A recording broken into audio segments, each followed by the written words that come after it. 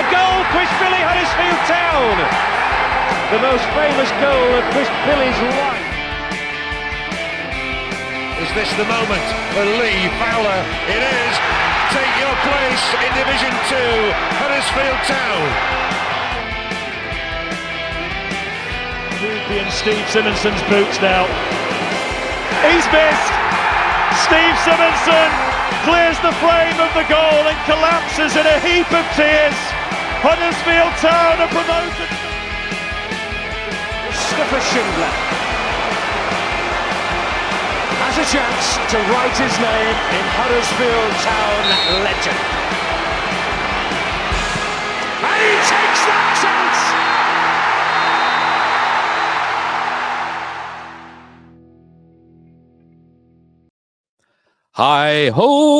Hi ho, it's off to Oakwell we go. Grab your shovel and your pick and your walking stick.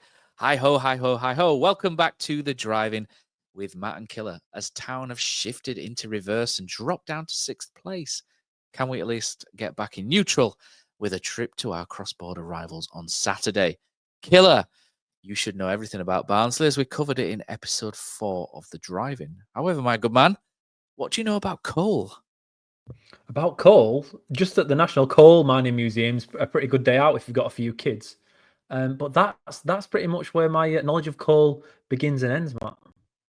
Well, as we're struggling for content, because we've done all this in the first episode, in the drive-in episode 4, let me tell you, in 1830, deep mining started in the Barnsley area. The Barnsley Main Colliery was the mainstay of the region until 1991. The most famous coal seam of the South Yorkshire field is the Barnsley bed.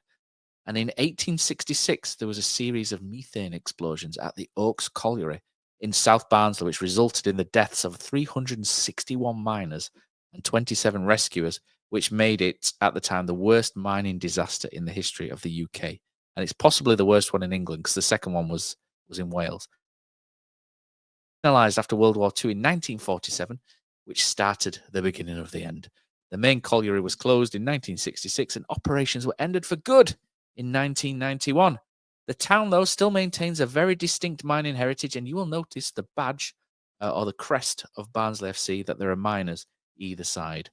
Anyway, back to the football. So our struggle for valuable content there, Killer. Let's have a look at players that have played for both Town and Barnsley. We've done the history thing, like I say, in episode 4, so we're going to skip that. Can you name any players that have played for both Huddersfield Town and Barnsley? There's quite a few. Oh, man, it's one in our team right now, actually. Do you know what, though? I'm focused on that we're having to face somebody who played for Town previously, who now plays for Barnsley, Matt. He's one of my boys. He's one of the Mormons, one of the good guys, Matt. And I can never take my mind off Johnny Russell coming back. Just for the listeners, you are the manager of a football team where they're all Mormons. That's where this comes from, isn't it? Yeah, and as Mark Fotheringham put, he's a good lad, he's a Mormon. So it's always nice when we can face one of our own. Unfortunately, he's actually been in decent form recently, John. So hopefully there's a bit of an off day this weekend against us. I'll tell you what, I'll tell you a couple. There's Diego Arismendi, if you remember him. Luke Beckett, Jacob Butterfield, Martin Craney, David Curry. I remember being really excited when we signed David Curry back in the early 90s or early to mid 90s. Unfortunately, he didn't turn out to be particularly great. Liam Dickinson, Kevin Donovan, Danny Drinkwater, Tom Edwards. That performance against Leeds still lives rent-free in our heads. We said Liam Dickinson. Kevin Gallen, Dean Gore, Adam Hamill, Paul Hayes, Mikael Hellick, Callum Higginbotham, Jack Hunt. Careful how you say that, because there's a right way and a right way. Mark Jackson, Herbie Kane, Anthony Kay, Leon Knight, Rob Cuzluck, Connor Mahoney, Dwayne Mattis, A.D. Moses, Fola Onebuje, John Parkin, Andy Payton, Matty Pearson, Jonathan Russell, goalkeeper that we got on loan a couple of years ago, Dominic Whirling, Jordan Williams, and Robbie Williams. There's some belters there, isn't there?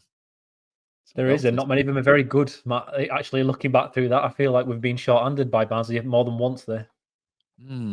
Robbie Williams is an interesting one because he was he came with such a reputation. We were in League One at the time, and this is Town signed him with a broken leg, which is always a good start.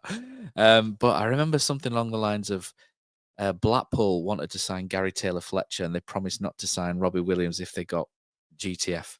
And then we signed Robbie Williams with his broken leg, and he didn't play for ages. And he wasn't quite as brilliant as his reputation, but he had a brilliant left foot, and he could ping the ball unbelievably well. He just the physical side was perhaps not the best. But in that period where we struggled for left backs for years, we ended up going through like Gary Naismith, Stephen Jordan, Thomas Kadar. We had all sorts playing. Dominic Whirling.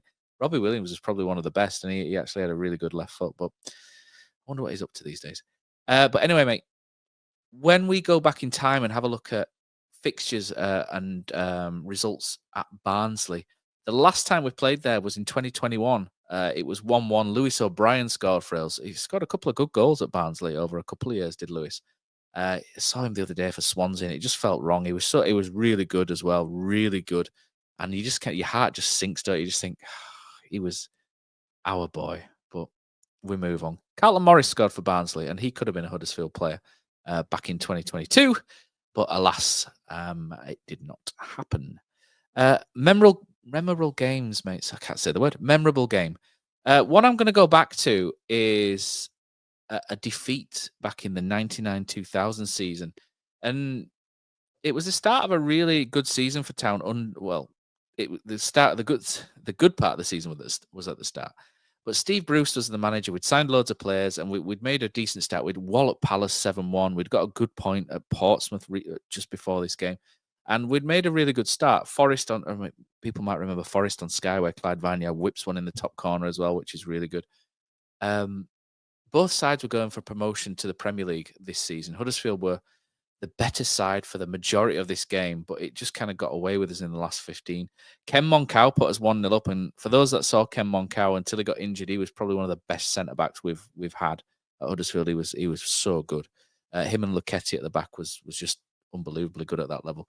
Darren Barnard equalised for them with a dodgy penalty before Mike Sherrin, who was an absolute scourge of us, scored in the 65th minute against the run of play.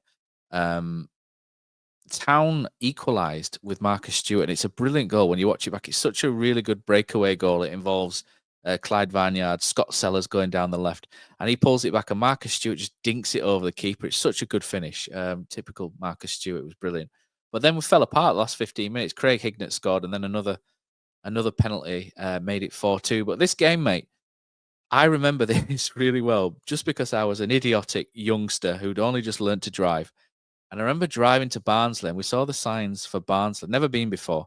Saw the signs for Barnsley, and for some reason thought, right, I think the ground's around here somewhere. So this is before you could pick up your phone and it'd tell you where you were. You'd have a look at a map before you set off. And if you set off and you didn't have a map, you were buggered, basically. So I remember parking on this street next to a shop, and you could hear, when you can hear a hum of a football ground, could hear a hum. I thought, oh, it must be quite close, and this is free. We were skint, 18 or something. And we ended up walking down the road to the stadium. About 30 minutes later, we could still hear this hum. It was unbelievable. Honestly, I parked something like 50 minutes away from the ground, and we're walking along. And it was all right going there. We managed to go to a pub before and go in the ground. We lost 4-2, but walking back, it was on the main road out of the ground. And we're all in our Town shirts, and the amount of stick we got from Barnsley fans hanging their heads out of cars, just abusing us, was unbelievable. I had to walk back another 50 minutes walk back, and my mate Adam Walder, as he's known these days, after his he looks like the bloke from Game of Thrones. He lost his head several times and almost ended up diving headfirst into the car window to pull people out. Him and his brother Rob, who unfortunately is no longer with us. But it was a good day, but for the wrong reasons, and it was a good laugh. When you're young and stupid and whatnot. But yeah, my parking was not on point that day, mate. But that's the take home from that is park closer if you can, mate. I don't know if you've got any memorable games there. I can't look past the playoff game in 2006, was it, under Jackson, where we've... I parked right outside the ground in that one on the grass banking as you go up the street there. So I was much closer on that one. I'd learnt my lesson by then. You need to park there every game then, because we absolutely battered him in that game, and it was ridiculous that we only walked away 1-0 up. GTF missed another chance early doors. I think Scoffer hit the post as well. Hit post, yeah, I did, yeah. hit the post, and obviously Taylor Fletcher scored. I think it was Taylor Fletcher that scored to bring a 1-0 win back for the second leg. Obviously, that didn't go too well for us at all, where we got pumped really 3-1. Did all right in that first half and the second game, but no, Matt, similar to you, that's my memory of the Barnsley away games, because it's the only time it led into the only time I've ever backed against Town at the bookies. Right, I don't normally bet; it's not kind of my thing. I've bet once on a season prediction for Town to get promoted under David Wagner after we played so well against Werder Bremen in a pre-season friendly when Schindler first came in. I think it was his debut, but he looked so good in that game. I thought, do you know what? We've given a bit of a go here, Oil, with a bit of money spent on a centre-back. We're going to do okay. So I put money on Town then to go up. Worked. But against Barnsley, after we won the first this year, game... if that's the trick. No, do you know what, Mike? I just sense it every now and again, unfortunately. But after the Barnsley win for the second leg, I thought, right, obviously when you're young, you're so much more into Town. Obviously, I support Town as much now as I ever have, but I don't feel it the same. If Town lose on Saturday, by Monday, I'm probably okay, whereas back then it had to be the next game before I reset. I was so into it, and I'd never back against Town, but I thought, right, to get to the final here is going to cost me quite a bit of money, and I was a student at that point. So I thought, right, every penny I've got, I'm gonna put in against Town, because even if we win, I'm probably going to struggle to afford to go. But if we lose, then at least it's kind of paid off a little bit. I'm not going to be depressed for the summer. So I ended up putting £100 on Town to lose that game, which ended up paying for my season ticket for the following year. So I kind of feel like I've got to apologise. My dad always called me a Jonah for doing that, and he still would now if you remembered. He hadn't mentioned it for a while, but this is the game I remember that caused me to bet on Town afterwards to not win. And unfortunately, I think I cost us that season. I think you deserve a good DDT for that. Right, Killer, what's the best thing about playing Barnsley when we do this preview show? Hit me with it, Matt. We get to speak to Carlo, don't we? Carlo van der Wateren from Reds Report. We love Carlo. He's such a great guy. We love him. Anyway, I spoke to Carlo earlier, and we had a little exchange, a couple of WhatsApp notes, and this is from that. Hi, Carlo. It's nice to speak to you again. It's been a while since we had those 2 games in a week back last year. But how have Barnsley been getting on since then, and how's the playoff push coming? Hiya, mate. As always, really nice to contribute to your podcast. So, yeah, I mean, up to and including sort of like early January, Barnsley were doing all right. Playoff places, heavily subsidised by a fantastic away form. And now it's all gone a little bit to pot, really. Not one in, I think it's 5. Away form dwindling a little bit, not picking many points up on the road. And the home form continues to be, well, inconsistent at the best. So the January transfer window was important. And I think the fans were waiting for a sign that the board was backing the manager. They talk about promotion to the Championship, but a very, very disappointing transfer window. We needed strikers. That was always known. 1 out, 1 in. And the overall feeling amongst the Barnsley fans that this might be the season that we don't make the playoffs, because not being backed by the board and the players that were needed, given the fact that we are finding it difficult to win matches and score goals. So it's a bit of a difficult period for the Tykes. I've seen them been mentioned about a protest being planned this weekend. I'm just wondering if you could tell us a little bit more about that. So given the unrest amongst the fans, there are loads of different fan groups coming up with loads of different ways of protesting really how the season's gone. I think a large percentage feel that the board are not sticking to their promise of backing the manager and trying their best to get the club up to Championship level. And there is talk of people, coming into the ground late and chanting more towards the board than players and manager, but still. So lots of different ones sort of floated about. Some people want to boycott matches. Some people want to come in late.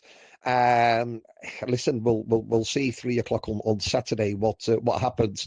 But it's fair to say that it will be a hostile atmosphere, aimed at the board, not at the Huddersfield fans, but aimed at the board. Barnsley fans feel it's time for a change. We've been told for many years that it's their ambition to get us back to the Championship, but the motto or the slogan of Barnsley Football Club in Latin is "Judge our by our actions." and a lot of fans feel that the board are not really sticking to that. Words come cheap in football. It's about backing the manager. We all knew what was needed, and it just felt that we've missed the boat, and the players that have been brought in, we're not sure of they have of the capacity and the ability to help us in our flight and our fight back to the championship. Carlo, tell us something about Barnsley Football Club that no one outside of the sphere of Barnsley would know or understand. Formed in 1887 by the Reverend Preedy, and our nickname was the Colliers, and our home colours, not red, not white, but it was actually blue. So we were the Colliers when we became a football club in 1887, playing at Oakwell in blue. There should be quite a good travelling contingent coming over the hills towards Oakwell this weekend. In terms of where to go before the game and where to park, which pubs are the best, and where's best to sling your car and run into the ground? I would normally suggest that away fans park at the East Dean Workingmen's Club. It's a 5-minute, 6-minute short walk to the ground. Good atmosphere, home and away fans there. I don't know with there being a derby if there's any restrictions or whatever, but yeah, the East Dean Workingmen's Club, parking's pretty cheap, decent car park, good beer, good prices, and a short walk to the ground, and it's on Doncaster Road. Our old friend John Russell's been doing quite well for you guys, or seemingly doing quite well. He was accused of being half man, half sloth on our podcast on a couple of occasions, but how's he getting along? And he's always been one of the good guys, as John, so it'd be nice to hear how he's getting along.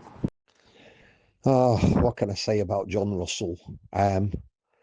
Yeah, you called him half man, half sloth. I think certain matches he's 80% sloth, and certain matches he's a player that we don't recognise. He has chipped in with a couple of goals and a couple of good goals. It just feels that in the role that he can play, especially when he plays a little bit further up in midfield, that it's a bit like an oil tanker turning around.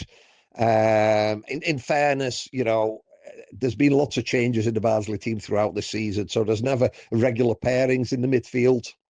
But yeah, chipped in with a couple of goals. But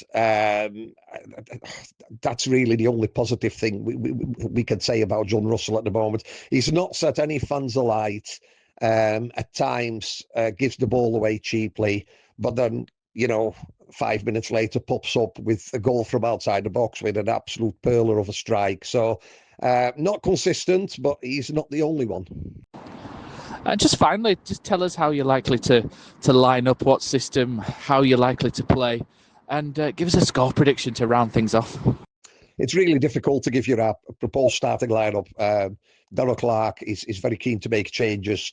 I think on average he makes 2 changes every match. I'm unsure if Mark Roberts is eligible to come back after a red card. He might still have 1 match to sit out. Strikers, Waters is injured, so Rodriguez has come in the transfer window from the lower leagues in France. He started against Stockport, but that one's taken off at half-time. There is options wide on either side. Expect DKD to start. Davis Keeler-Dunn, probably the best Barnsley player we bought in the last couple of seasons, and he is scoring goals. Obviously, he can't do it all on his own. We had 4 at the back on Saturday. We normally play 3 at the back, sometimes 3 in midfield, but he played with a diamond in midfield. So it's very, very difficult to tell who will start and who won't. What I do know is that if Huddersfield do score first, expect the atmosphere to become quite toxic. And, given our home form at the moment, this is probably one that we fear. I know Huddersfield are not in form at the moment, but at Oakwell, we have been nothing short of dreadful at times, with a couple of exceptions this season. I think Barnsley would take a draw, but it's a heart versus head. My heart say I'd love us to get a draw against, a team in the playoff positions. But my head says, look how we have been playing. Look at the inconsistencies that we have been showing. So I wouldn't be surprised if Huddersfield left with 3 points at the end of the on the match on Saturday. Killer, we love Carlo, don't we? I'm pleased John Russell hasn't set any fans alight as well. That'd be a really awkward conversation, wouldn't it, if we went down that road? Doesn't sound like he's doing great. John Slothel, as he's widely known in our WhatsApp group, but Be interesting to see him on Saturday. Killer, my good man, you know what's next, don't you? I do. Yes, welcome to the tactics board. Okay. Again, thanks to Carlo for providing the update on Barnsley. It's always great to hear from Carlo, isn't it? He's a good man. Right, mate. So we have the tactics board in front of us. We've got Town and Barnsley lined up. So, Michael, the reason why we're doing this podcast on a Thursday night is just so that we can listen to the press conference from Michael Duff. And we had Michael Duff and Lee Nichols today. It's nice to hear from Lee Nichols. He seemed to have a bit of mojo about him, didn't he? Usually he can be a little bit dour. But he seemed to have a bit of excitement about him, which is quite good. And it was really nice to hear him speak positively about Jacob Chapman as well and how he's grown as a character within the sort of Town ranks, which was really nice because you need good characters in your squad, don't you? And Jacob Chapman certainly is one. And it's good to hear that he's definitely supporting Lee Nichols. From there, in terms of injury, Michael Duff told us that Matty Pearson will be out for around 6 weeks with a torn calf. It never rains, it pours. And all of a sudden, we looked okay, didn't we, selling Mikael Helik? And now we look like we're one injury away from a disaster in that position, don't we? Loic Aina seems to have left as well, which Town never really mentioned, but he's ended up playing for Riga in it's Latvia, isn't it? Riga? I think it's Latvia.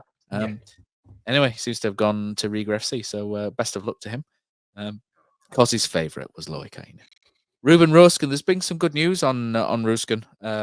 He's only going to be 2 to 4 weeks out. I think there was a big fear that he might be out for the season. So that's really good news that Ruben Ruskin will be back in a couple of weeks. Nigel Lonvike and Joe Taylor are both training, which is great news. However, there's still maybe a couple of weeks away before you will see them. And Nigel Lonvike sounds like he'll be the first back. Mikael Miller, who I think is a player we really, really miss at the moment, especially at the moment. We maybe didn't miss him initially, but I think we really miss him at the moment. He is back in individual training, but he's a little way off from his MCL injury. They initially said April for him or spring, so hopefully we might get him back in March, but it's looking a bit long. But at least Ruskin will be back in at some point. Yeah. Danny Ward and Reece Healy both ruled out for the season with knee injuries. I think there's maybe just one player which it'll be interesting to see if he's in, Killer, but I think he's going to go with a 4-3-3 again. I don't think he's going to build it up like he did in the press conference last week and then throw it out after one game. No. I don't really see them doing that. I don't really think we're fitted to this 4-3-3. The way they played it against Reading as well, the thing I didn't like about it was to get the best out of a 4-3-3, you need some form of width, Killer, in your forward areas. So we had Marshall, didn't we, and Chirewa.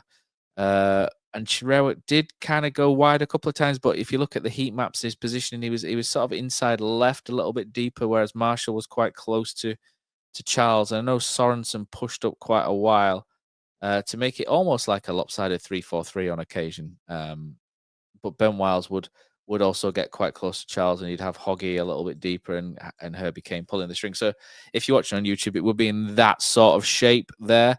Brody maybe a little bit tucked in like that. So you'd kind of have that.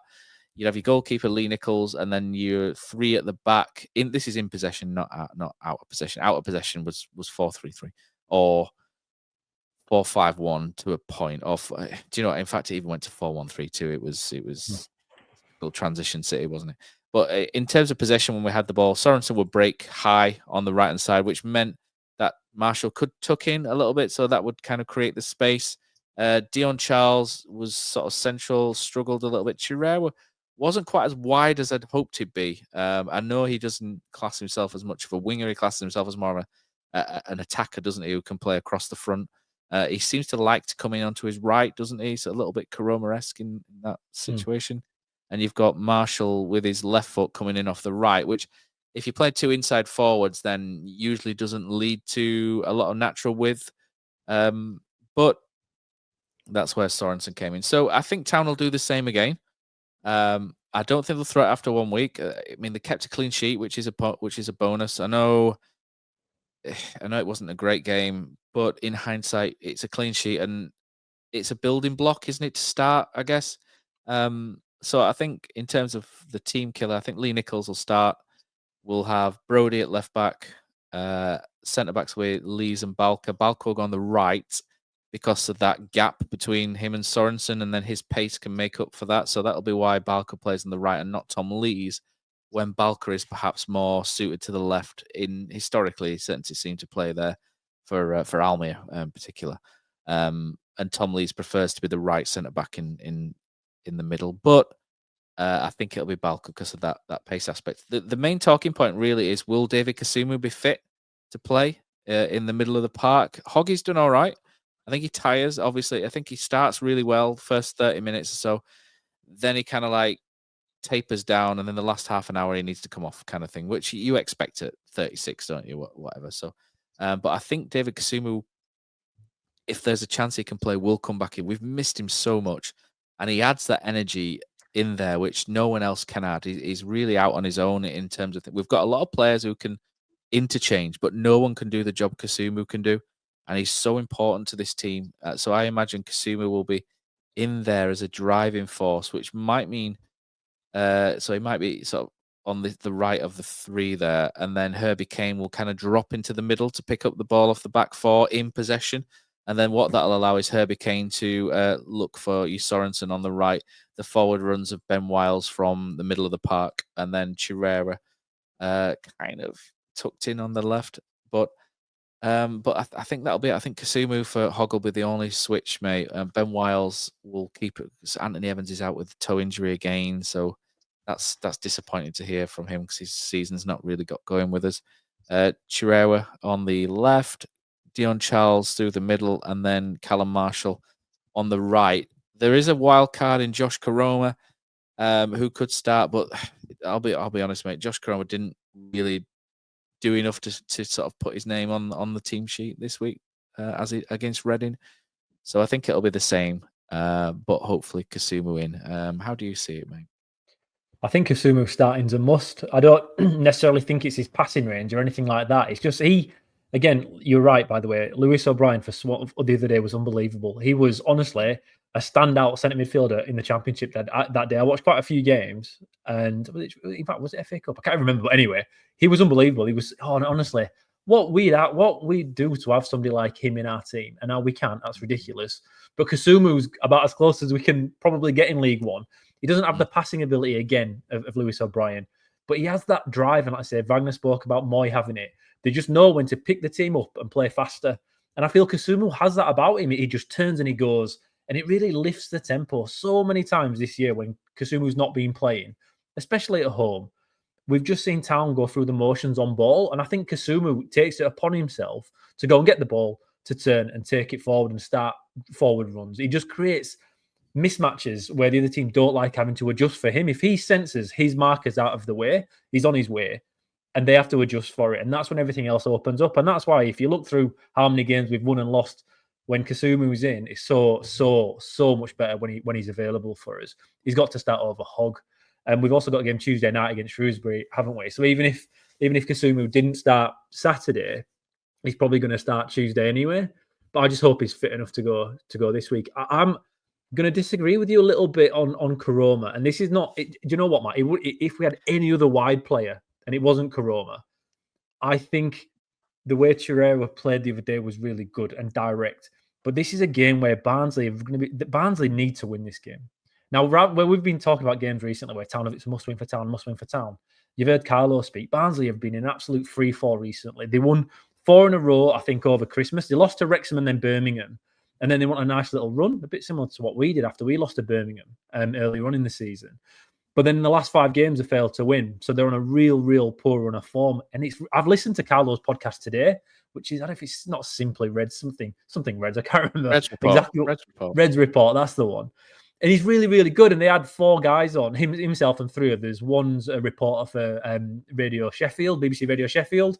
And they were all saying things, honestly, that if you... For Town fans, it's really similar to what we're facing, right? They're talking about the midfield creating nothing, 3-5-2 not working, and now shifting to a 4-2-3-1. This is apparently their worst squad in 3 years. Yet they're only 8 points away from the playoffs, so they still feel like with the right signings in January they could have cracked on. But then they've signed the French lad who Carlo was referring to, having sent Cosgrove out on loan to Stockport. And now he looks terrible in that first 45 minutes. The fans are all falling apart. I have a quick look around forums, as I've mentioned before we do the drive-in. And they're all saying, oh, he's awful. And okay, football fans are reactionary at best. But already, Matt, they're talking about who's the director of football. What are the recruitment processes? It's just like what Town fans are talking about in the same way. It's ridiculously similar.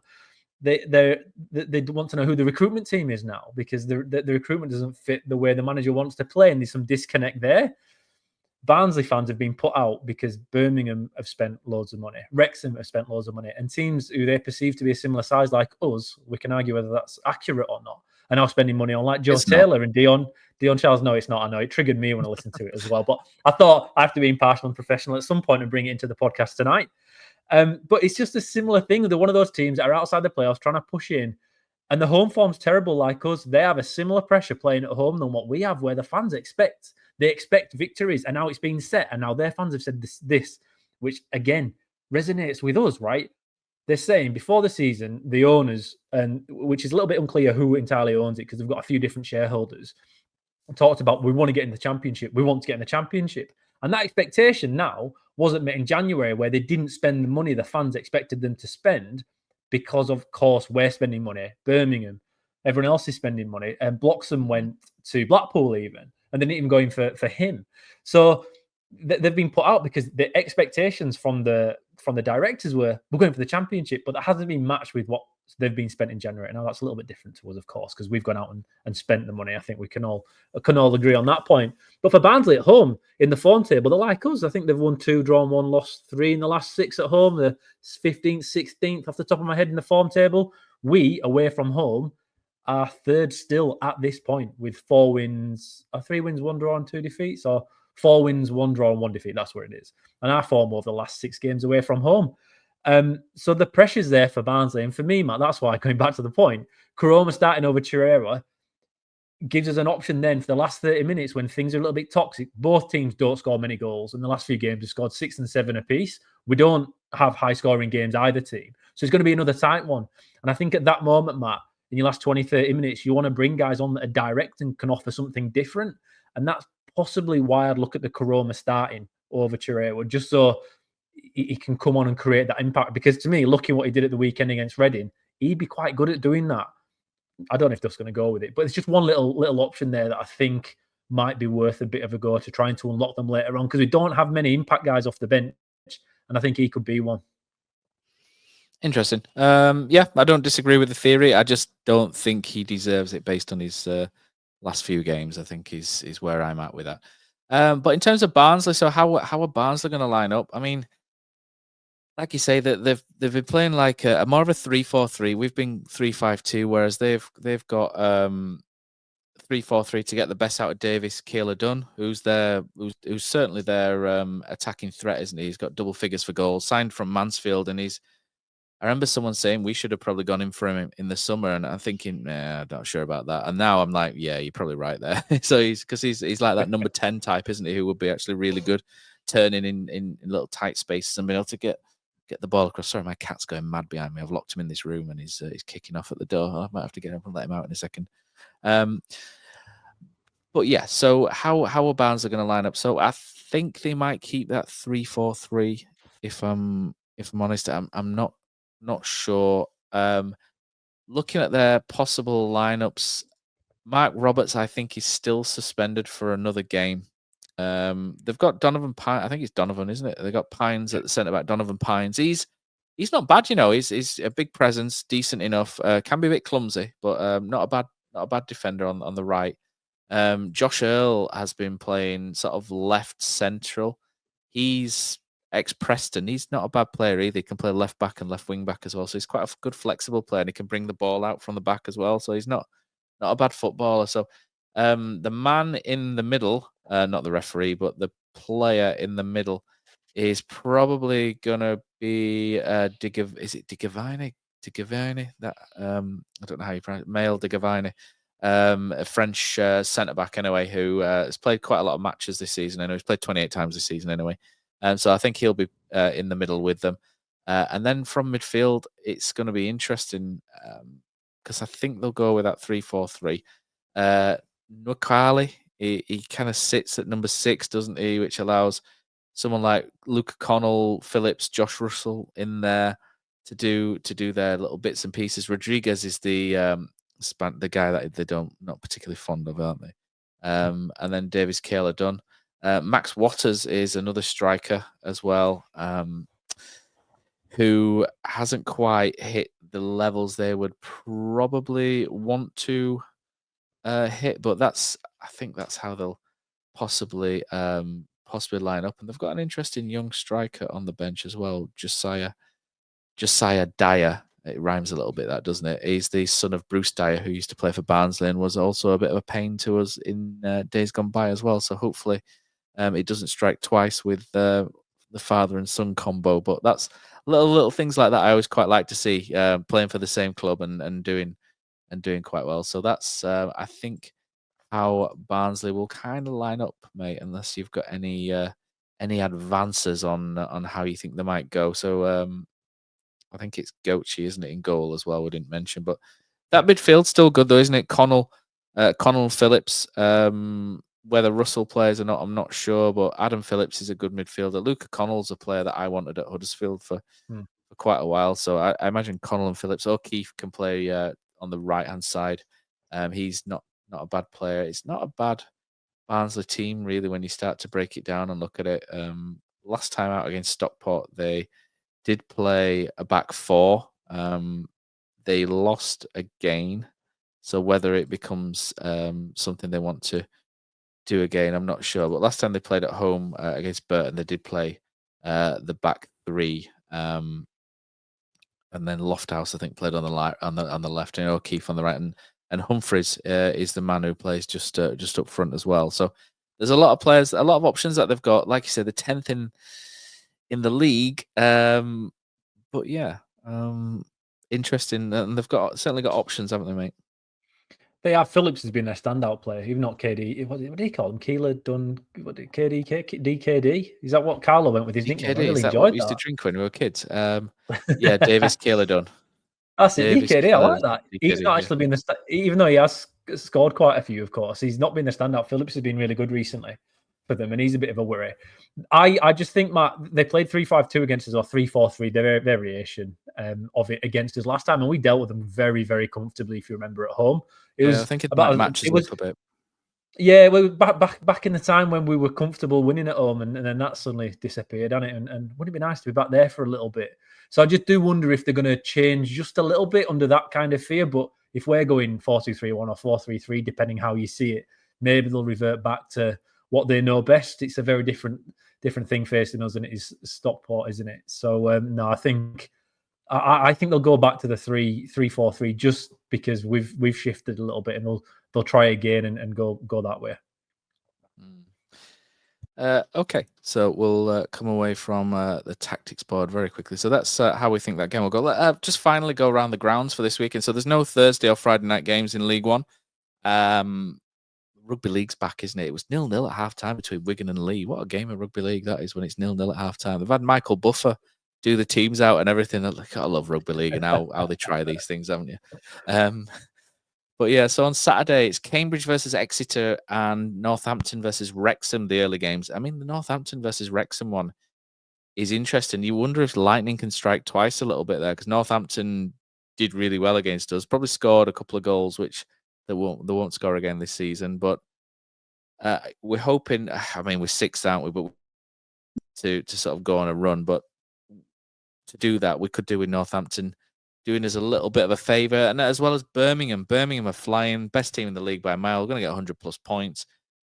I watched them the other night for a little bit, and they play some great football, little interchanges and stuff. Play some great football as well to Birmingham. Nice little rotations off the ball and stuff. And they play a 4-2-3-1, but they play Lyndon Dykes at the 10, and everyone just sort of moves around him, and it all works quite nicely.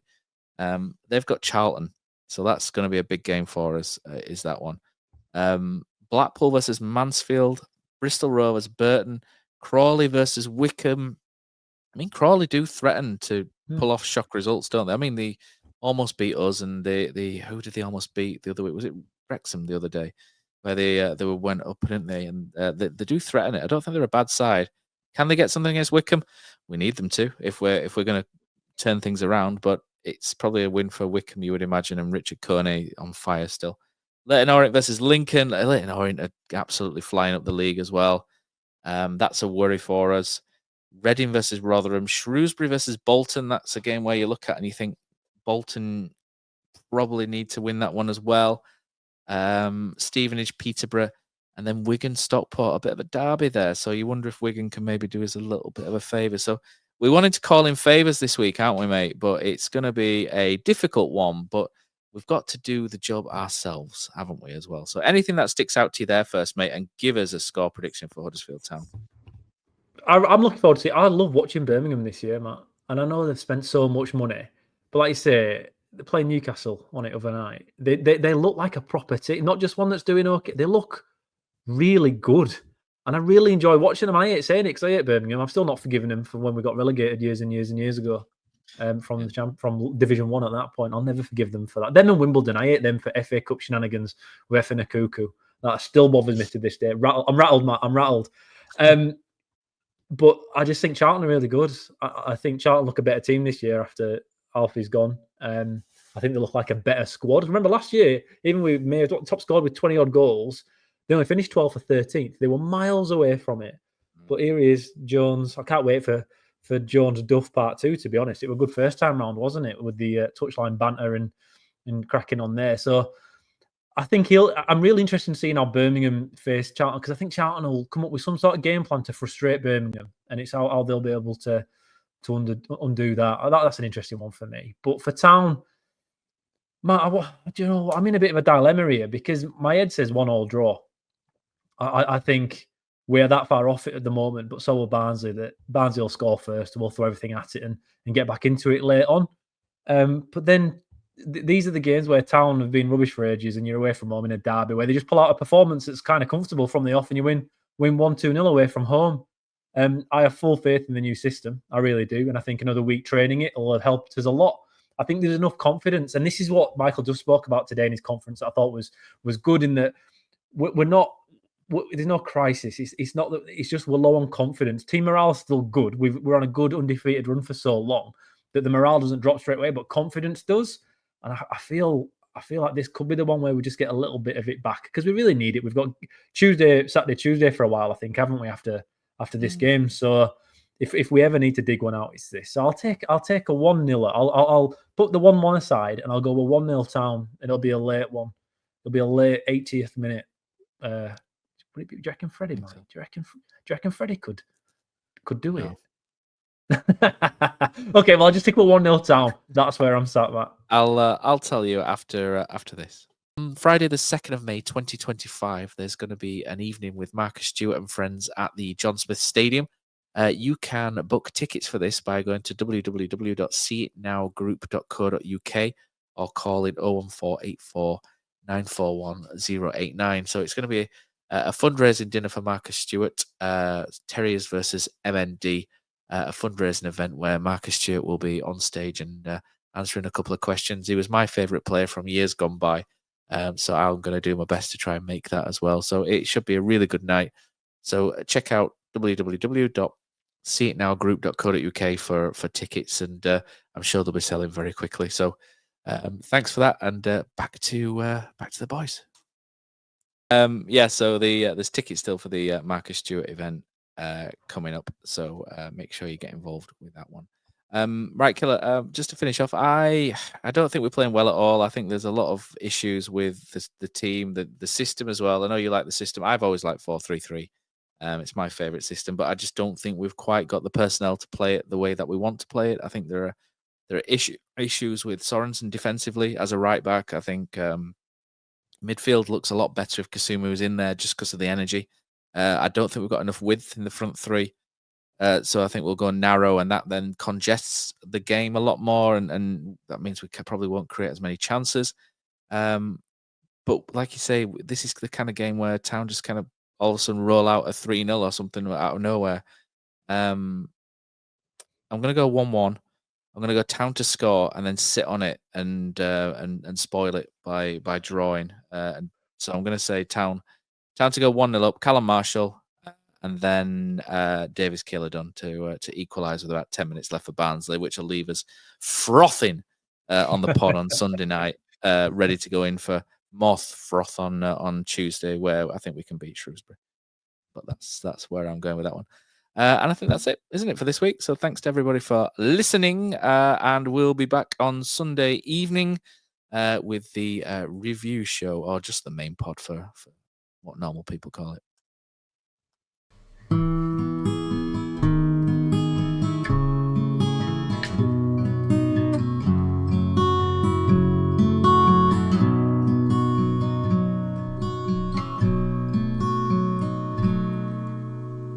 There's a team that is dear to its followers.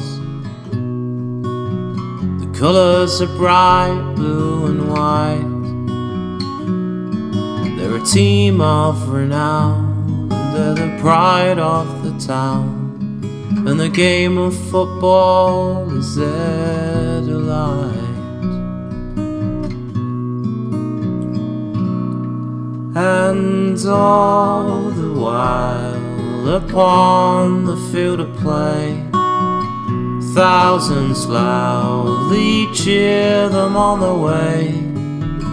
Often you can hear them say, who can beat the town today? And then the bells will ring so merrily, and every goal shall be a memory. So town, play up and bring that cup back to Huddersfield. So town, play up and bring the cup back to Huddersfield.